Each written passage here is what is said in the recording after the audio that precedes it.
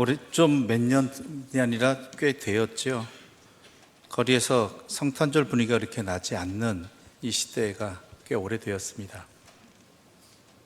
그 이유들 중에 하나가 예전에는 때가 되면 거리 곳곳에서 성탄의 찬송들이 또한 캐롤들이 많이 들렸었는데 요즘은 거의 들을 수가 없다라는 것이죠.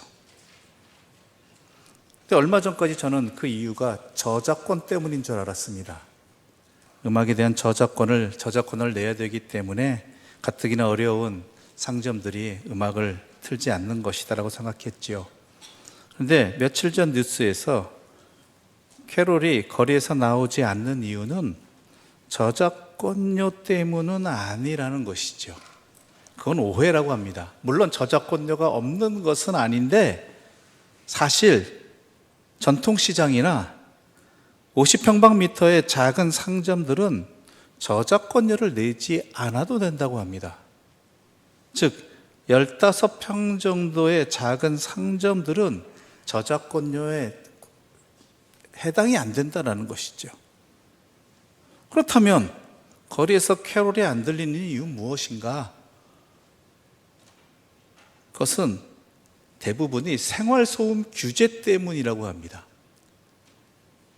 생활소음 규제라는 법 때문에 음악을 틀지 않는다는 것이죠. 현행법에는요, 주거지역에 있는 사업장들은 소음이 주간에 낮에 45데시벨 이하여야 하고요, 저녁 때는 40데시벨 이하로 유지되어야 한다고 합니다. 물론 가게 문을 닫고 음악을 틀면 이 소리는 들리지 않겠지요. 그런데 그러려고 음악 트는 경우는 드물다라는 것입니다. 만약 음악 소리가 커서 이 기준을 초과한다라면 300만 원 이하의 과태료를 내는 것이 현행법이라고 한답니다. 그렇다면 이 낮에는 45데시벨 이하, 밤에는 40데시벨 이하로 유지한다는 게 어느 정도 소리이냐? 40데시벨 이하의 소음은요, 잠잘 때 불편하지 않을 정도의 소리 크기라고 한답니다.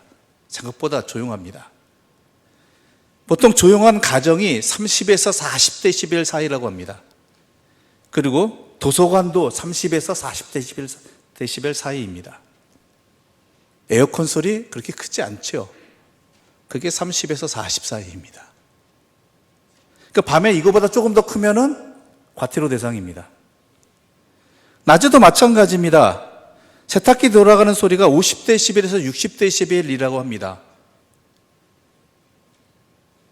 그러니까 이 소음 규제법 때문에, 생활소음 규제법 때문에 거리에서 성탄이 되어도 캐롤이 들리지 않는 주된 이유가 바로 이것 때문이라는 기사를 읽은 적이 있습니다.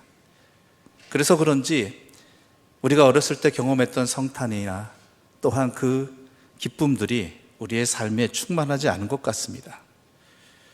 우리는 대림절 기간을 보내고 있습니다. 여러분도 잘 아시다시피 대림절은 기다림의 시간입니다. 그런데 이 기다림은 멈춤의 시간이 아니라 목적을 향해 가는 발걸음입니다. 그리고 이 발걸음의 끝은 모든 것이 판가름되는 자리라는 것이죠. 즉, 자신이 행한 것이 그대로 드러나는 자리를 향해서 우리는 걸어가고 있다는 것입니다.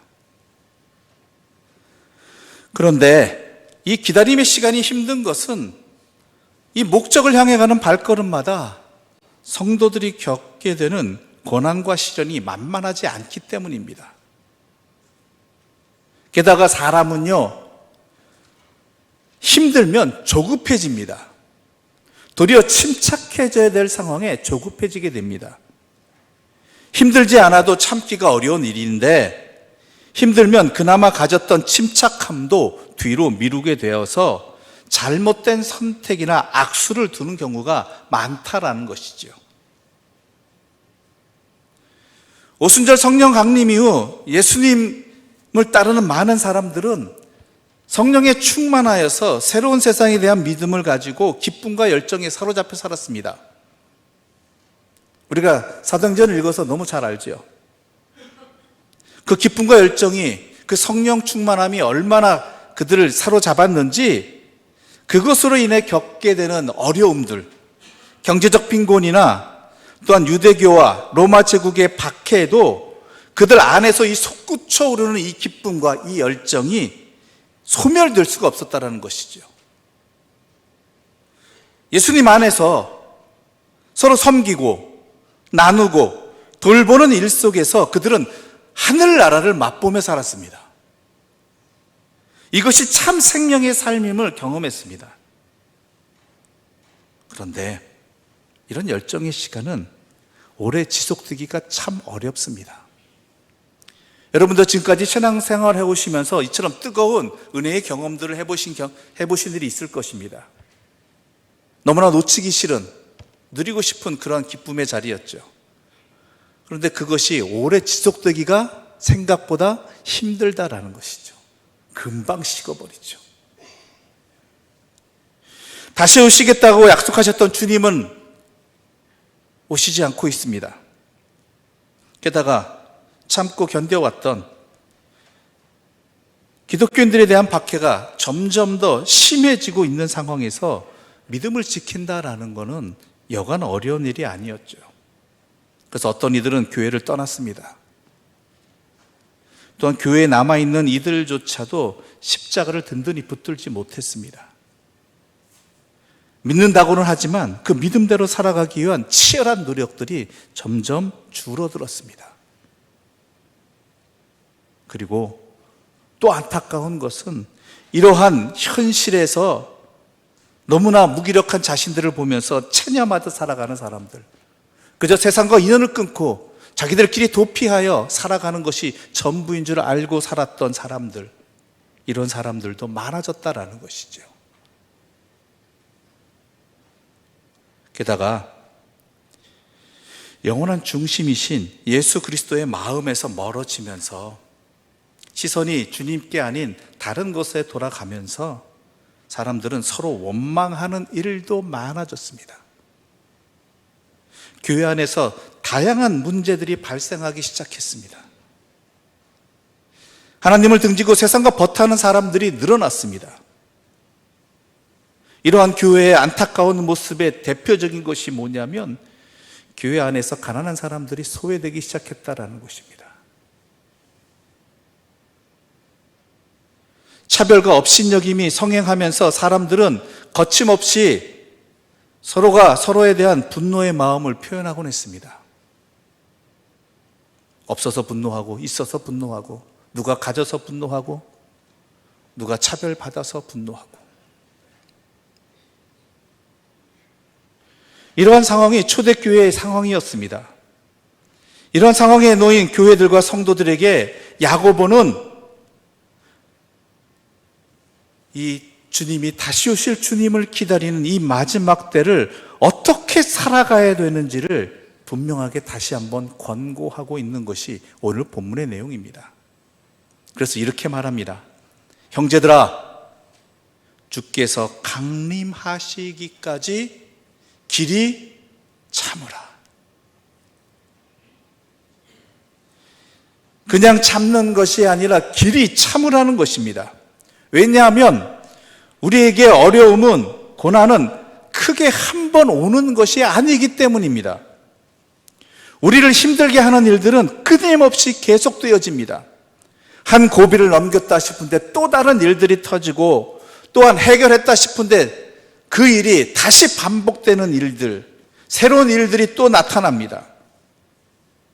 이런 반복되는 이런 고난을 매번 이겨내야 하는 것이 바로 인내라는 것이죠. 큰 고통을 오랫동안 참는 것도 중요하지만 반복되는 어려움을 매번 이겨내는 것도 우리에게 반드시 필요한 일이라는 것입니다. 무엇보다도 길이 참으라고 합니다. 이거는 체념과는 다릅니다. 인내와 체념은 엄연히 다른 것입니다. 어쩔 수 없이 포기하라는 것 아닙니다. 견딘다는 점에서는 같지만 견디는 이유가 다릅니다. 인내는 소망 때문입니다. 체념은 어쩔 수 없음 때문입니다. 양쪽 다 어려운 상황을 전제합니다. 양쪽 다 그 상황을 참고 견딥니다. 하지만 인내는 소망에서 비롯되어지는 것이고 체념은 절망에서 비롯되어지는 것입니다. 여러분들이 지금까지 참고 지낸 것들은 절망에서 비롯되어진 체념입니까? 아니면 확실한 소망을 가지고 기다리는, 인내하는 그것이었습니까? 특히 우리 신앙의 자리에서 어떠하냐라는 것이죠. 그래서 체념하라는 것이 아니라 길이 참으라고 이야기하는 것입니다. 상황은 만만치 않습니다. 가난한 사람들과 의인들이 고난을 당하고 있습니다. 당하지 말아야 될 사람들이 당하고 있고 빈부의 차이가 극심하고 교회 안에서도, 심지어 교회 안에서도 세상과 다를 바 없는 차별이 공공연하게 벌어지고 있습니다. 교회가 이래서 되나? 그리스도인이 이래서 되나라는 싶을 정도입니다. 그래도 체념하지 말고 인내하라고 말하는 것입니다. 왜요? 이유는 단 하나입니다. 주님이 반드시 오실 것이기 때문입니다. 우리가 길이 인내하는 것, 길이 참는 그것은요, 확실한 소망이 있습니다. 그것은 바로 주님이 반드시 오셔서 바로 잡으실 것이기 때문입니다. 이걸 놓치지 말라는 거예요. 이게 우리의 중심이 되어야 된다는 것입니다. 이것 없이는 우리는 흔들리는 갈대일 수밖에 없습니다. 바람 불면 부는 대로 흔들릴 수밖에 없습니다. 이 소망을 붙들지 않으면 우리는 참된 삶을 살아갈 수 없습니다. 그저 체념된 삶만 살아갈 수밖에 없습니다. 그래서 야고보는 다시 한번 성도들에게 강권합니다. 7절과 8절의 말씀 우리 함께 읽어보겠습니다.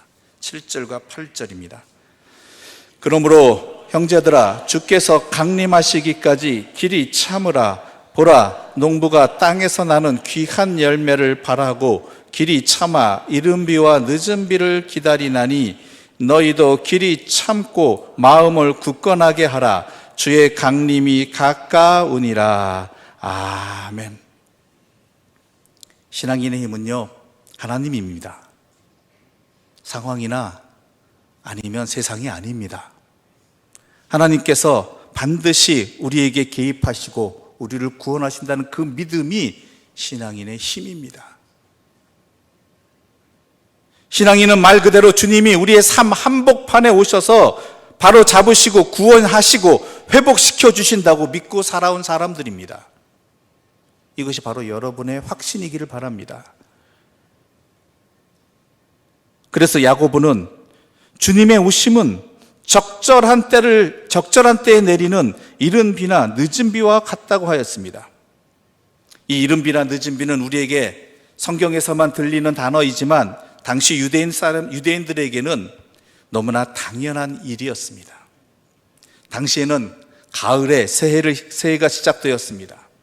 그래서 이른 비는 12월부터 2월까지 내리는 겨울비이고 늦은 비는 4월과 5월에 내리는 봄비입니다. 이것은 해마다 반복되는 일이기에 누구나 확신할 수 있는 자연현상이었습니다. 야고보는 주님의 강림이 모르는 이들에게는 실제로 일어날까라는 의심되어지는 특별한 일들이지만 야고보는 다시 분명하게 말합니다. 이 주님의 강림은 마치 해마다 보게 되는 이른 비와 늦은 비처럼 확실한 일이라는 것입니다. 해가 지면 해가 뜨듯이 이것은 확실한 일이라는 것입니다. 이른 비가 내림으로 씨를 뿌리게 되고 늦은 비가 내림으로 추수하게 되듯이 주님의 뜻과 구원도 우리의 일상에서 적절하고 분명하게 이루어질 것이라고 말하고 있는 것입니다. 세상이 이기는 것 같아도 그렇게 되지 않을 것이고 정의가 무력해 보여도 그렇게 되지 않을 것이라는 것입니다. 이유는 하나입니다. 주님이 계시기 때문입니다. 주님이 계시기 때문입니다.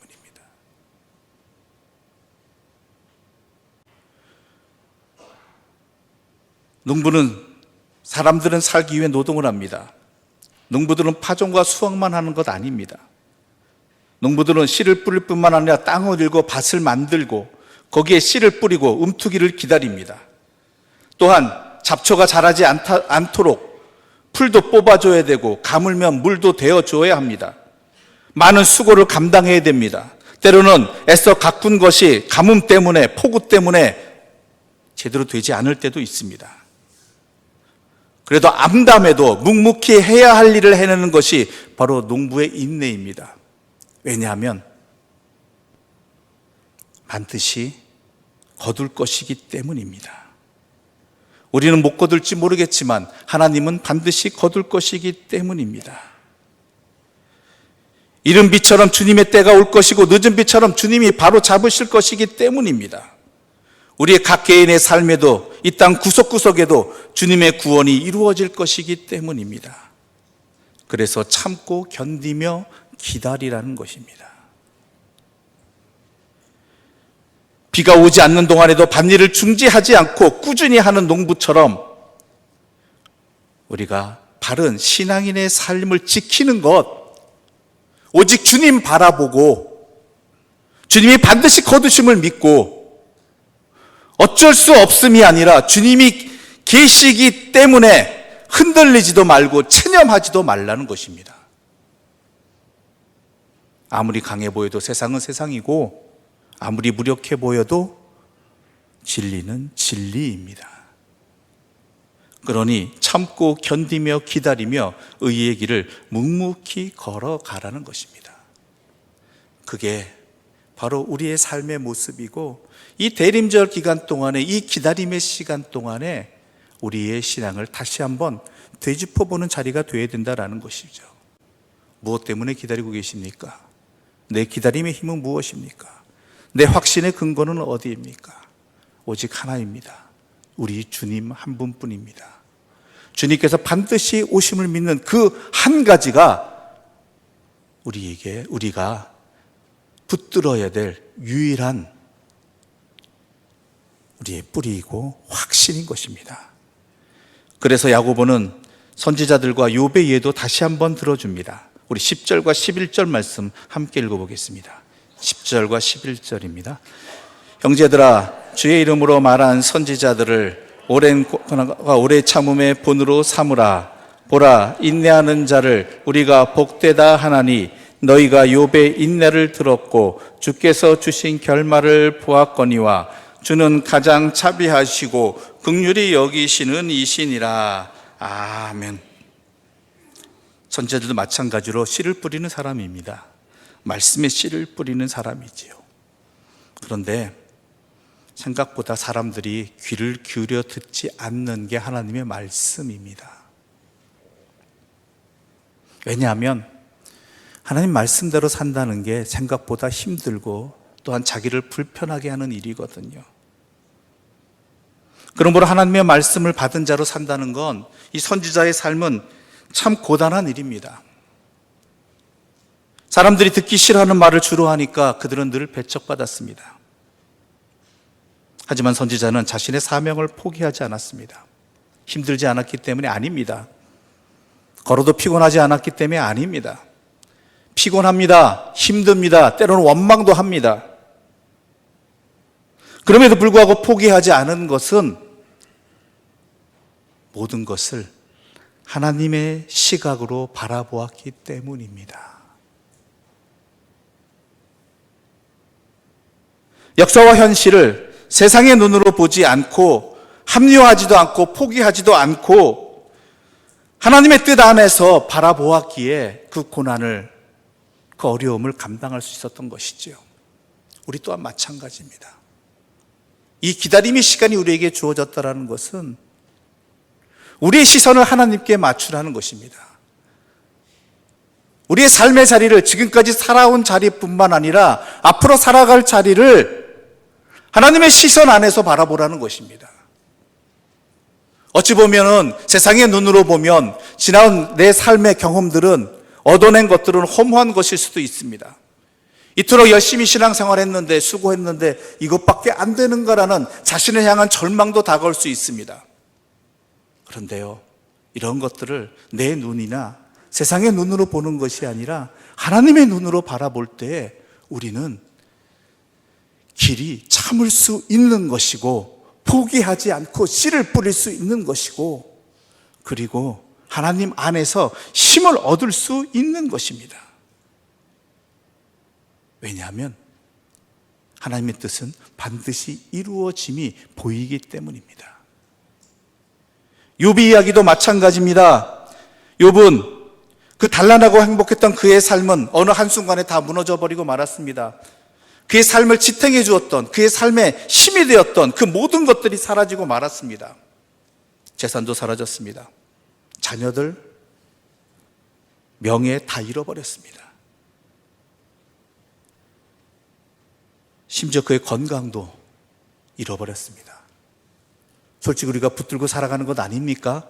우리의 힘이 되어지는 것들 아닙니까? 그 모든 것들이 단 한순간에 날아갔습니다.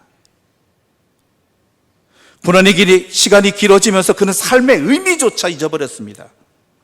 차라리 죽어서 그 모든 시름을 잊어버렸으면 좋겠지만 죽음조차 그에게 허용되지 않았습니다.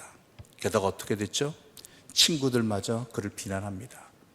이 모든 것들이 너의 죄 때문이라고 말합니다. 아무도 그의 편이 되어주지 않았습니다. 그럴 때 욥이 줄기차게 붙든 것은 원망할지라도 하나님은 어디 계시느냐라는 것이었습니다. 하나님 응답해 달라는 것이었습니다. 이게 좋은 소망의 기다림이었겠습니까? 아닙니다. 고통의 절망의 소리 아우성이었다 할지라도 하나님을 찾았다라는 것이고 하나님의 응답을 기다렸다라는 것입니다. 그렇듯이 주 예수의 강림을 기다리는 우리의 이 삶의 자리도 이렇게 길이 참으며 지내야 한다라는 것입니다. 모든 중심을 하나님께 두고 마음을 하나님께 두고 이러하든 저러하든 간에 하나님 앞에 살아가면서 우리의 자리를 지켜나가는 것, 살아가는 것, 그게 이 시대를 주님을 기다리는 사람들의 모습이어야 되고 그것이 참된 삶이라고 다시 한번 강권하고 있는 것입니다. 그것을 야고보는 또 다르게 말합니다. 길이 참을 수 있는 방법이 무엇이냐? 9절의 말씀 우리 함께 읽어보겠습니다. 9절입니다. 함께 읽겠습니다. 형제들아 서로 원망하지 말라. 그리하여야 심판을 멸하리라. 보라 심판주가 문 밖에 서 계시니라. 아멘. 원망하지 말라라고 하는 게 서로 원망하지 말라. 자신이든 타인이든 서로 원망하지 말라는 것입니다. 이게 이 주님의 다시 오심을 기다리는 우리가 회복해야 될 모습입니다.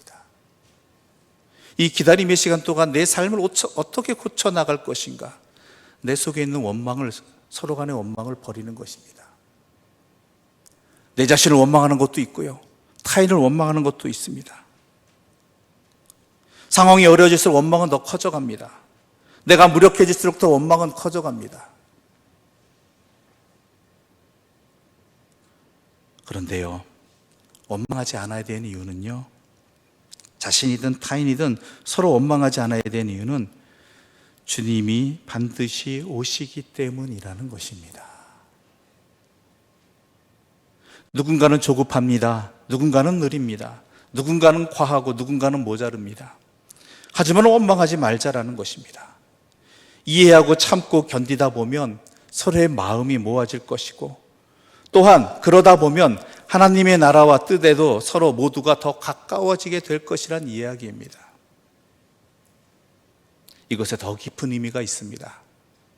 원망하지 않고 길이 참으며 살아갈 수 있는 방법이 뭔지 아십니까?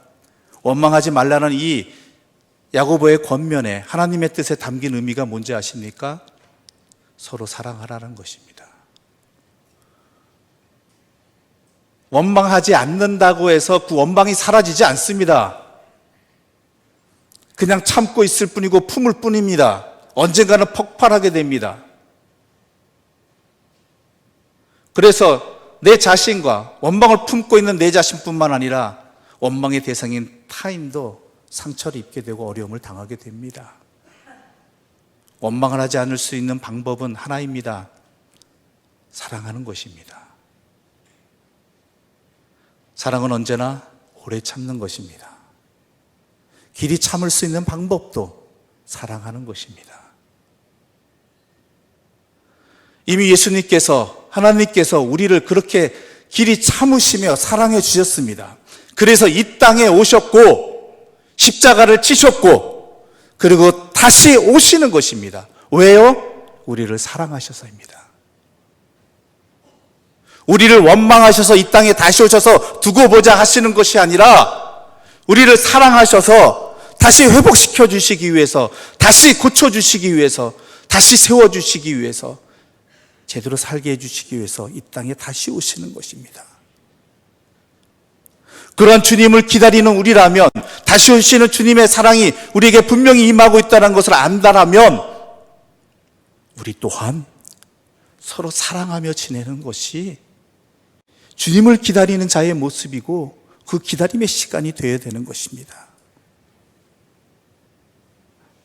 그것이 우리의 힘입니다.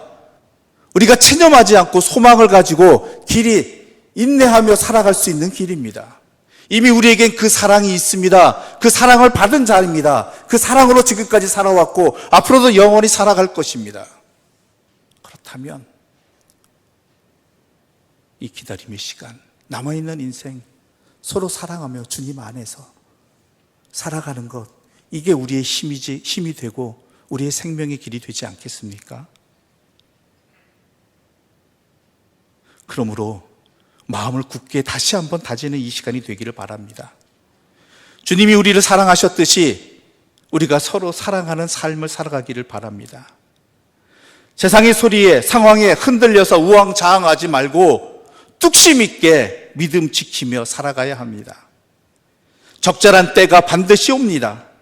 주님의 사랑으로 말미암는 은혜와 평화가 반드시 우리에게 지금도 임하고 반드시 우리에게 또한 그 마지막 날이 다가오게 되는 것입니다. 그것을 확신하고 그것을 내다보며 오늘을 살아가는 우리 그리스도인들 되기를 바라고요.